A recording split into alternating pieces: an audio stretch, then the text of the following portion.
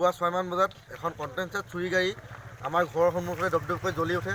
আমি ঘৰত শুই থকা অৱস্থাত এটা খুব ডাঙৰ এটা শব্দ শুনিবলৈ পালোঁ। ধাওকৈ যিটো জ্বলি থকা শব্দ এটা শুনিবলৈ পালোঁ। লগে লগে বাহিৰলৈ ওলাই দেখোঁ এখন কণ্টেইনাৰ ভৰ্তি এখন ভান ইয়াত সম্পূৰ্ণ ৰাস্তাৰ মাজত দপদপকৈ জ্বলি আছে। আৰু লগে লগে আমি ৰাইজ শংকিত হৈ পৰে। লগে লগে ইয়াৰ ৰাইজে একদম পুলিচ প্ৰশাসনক অৱগত কৰা হ'ল। আমি অইল ইণ্ডিয়া কৰ্তৃপক্ষক আমি পূৰ্বতে জনাইছিলোঁ যে এনেধৰণৰ প্ৰায়বোৰ ঘটনা সংঘটিত হৈ আছে। বাৰম্বাৰ ইয়াত তেল চুৰি কাৰ্য সংঘটিত হৈ আছে। আমি অইল ইণ্ডিয়া কৰ্তৃপক্ষক বাৰে বাৰে অৱগত কৰিছিলোঁ যে এইসকল চুৰি নাকি লগাৰ ব্যৱস্থা কৰক, আপোনালোকৰ চিকিউৰিটি ব্যৱস্থা অধিক কটকটীয়া কৰি ৰাইজক সুৰক্ষা প্ৰদান কৰক। যিহেতু এইটো এটা খাদ এফেক্টেড এৰিয়া, বিভিন্ন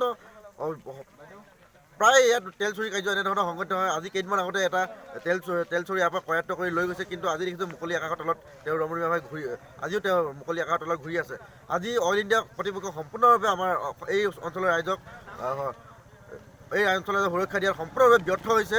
আমি সেইকাৰণে অইল ইণ্ডিয়া বিষয়ে পুনৰবাৰ দাবী জনাব বিচাৰিছোঁ যে আপোনালোকে অতি সোনকালে ইয়াত নিৰাপত্তা ব্যৱস্থাটো কটকটীয়া কৰি এই ৰাইজক